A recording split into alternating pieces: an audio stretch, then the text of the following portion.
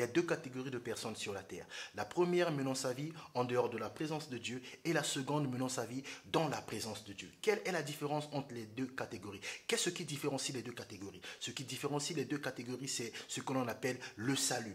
Un jour, Dieu s'est manifesté. Dieu a été à la rencontre de ceux qui sont aujourd'hui dans la seconde catégorie. Et ces gens qui étaient à l'époque dans la première catégorie ont accepté cette rencontre avec Dieu, ont répondu à l'appel et désormais ils font partie des gens que l'on appelle sauvés. Le salut est justement la base de notre entretien. Je suis Simon Oko et avec moi, nous allons aller en profondeur dans ce concept qui est le salut afin de permettre à cette nouvelle catégorie, la seconde catégorie, de pouvoir s'installer confortablement dans le but d'attirer nos bien-aimés qui sont encore de l'autre côté afin que Dieu soit content car le cœur de Dieu se réjouira et se réjouit à chaque fois qu'une âme de plus est gagnée.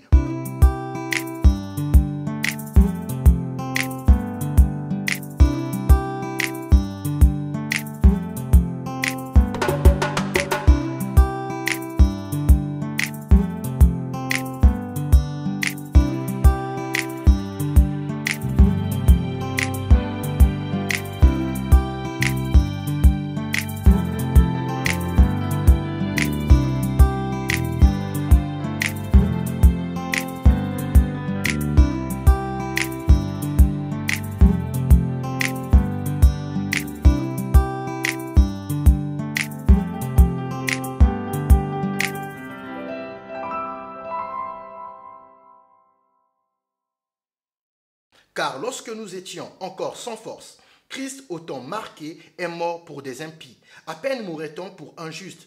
Quelqu'un peut-être mourrait-il pour un homme de bien. Mais Dieu prouve son amour envers nous en ce que lorsque nous étions encore des pécheurs, Christ est mort pour nous. À plus forte raison donc maintenant que nous sommes justifiés par son sang, serons-nous sauvés par lui de la colère. Car si lorsque nous étions ennemis, nous avons été réconciliés avec Dieu par la mort de son Fils, à plus forte raison, étant réconciliés, serons-nous sauvés par sa vie. Nous avons commencé depuis la dernière fois à parler de l'amour de Dieu, ou si vous voulez encore mieux, à parler des preuves de l'amour de Dieu. Et nous avons dit que Dieu a prouvé son amour. Le salut est une expression de l'amour de Dieu. Le salut est la preuve de l'amour de Dieu. Car voyez-vous, l'amour, on ne peut pas voir, mais l'amour, on le constate par des preuves. Et je vous ai dit, sur la terre, vous trouverez rarement, ou vous trouverez, il est impossible de trouver une personne qui aime comme Dieu. Parce que généralement, dans la société, on aime une personne quand elle est dans une bonne position, dans une bonne posture. Or, Dieu, lui, il a décidé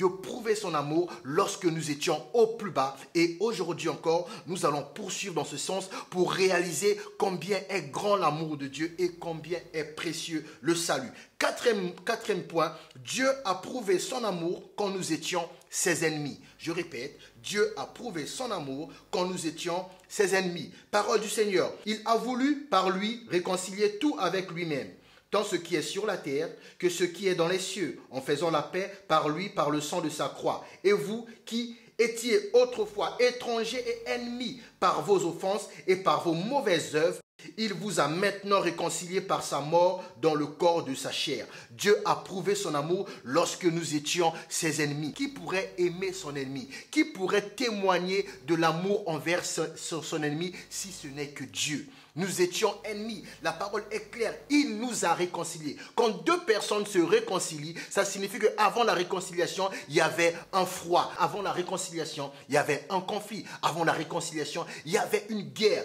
Mais Dieu n'a pas attendu. Dieu n'a pas débattu pour prouver qu'il avait raison. Bien qu'il avait raison, bien qu'il était dans ses droits, il a quand même prouvé son amour en sacrifiant son Fils unique afin que nous soyons réconciliés. Si tu me suis, sache-le, peu importe les actes que tu es en train de mener, si ces actes font de toi l'ennemi de Dieu, sache que Dieu a déjà prouvé son amour. Dieu a prouvé son amour lorsque nous étions ses ennemis. Cinquième point, Dieu a prouvé son amour quand nous étions loin. Dieu a prouvé son amour quand nous étions loin. Parole du Seigneur. Mais maintenant, en Jésus-Christ, vous qui étiez jadis éloignés, Vous avez été rapprochés par le sang de Christ, car il est notre paix, lui qui des deux n'en a fait qu'un et qui a renversé le mur de séparation, l'inimitié ayant anéanti par sa chair la loi des ordonnances dans ses prescriptions, afin de créer en lui-même avec les deux un seul homme nouveau en établissant la paix. Waouh! Cette parole est vraiment apaisante. Dieu nous a prouvé son amour quand nous étions éloignés. Vous vous rendez compte? Nous étions éloignés et Dieu s'est servi du salut dans le seul but de se rapprocher de nous. Nous étions éloignés par nos offenses, mais nous manquions à Dieu. Nous étions éloignés, nous étions loin de lui, étrangers à ses promesses. Dieu a dit non, non, non, non, je dois me rapprocher de ces gens. C'est ma créature, ce sont mes enfants, ils doivent revenir à la maison. Et pour ce faire, il a sacrifié son fils unique. Et depuis, nous avons la paix. Voilà pourquoi j'en profite pour ouvrir une petite parenthèse. Si tu n'as pas la paix, c'est parce que tu es loin de Dieu. Mais Dieu a déjà prouvé son amour lorsque nous étions éloignés. Il te suffit de se rapprocher de lui en acceptant le sacrifice de son fils Jésus-Christ à la croix de Golgotha. Ce qui m'amène à mon 6e et dernier point pour cette tranche. C'est le 3e point de cette tranche, mais c'est le 6e point si l'on rassemble les deux tranches. 6e et dernier point, Dieu nous a prouvé son amour lorsque nous étions des voleurs. Dieu nous a prouvé son amour lorsque nous étions des voleurs. Parole du Seigneur. L'un des malfaiteurs crucifiés l'injuriait, disant, « N'es-tu pas le Christ?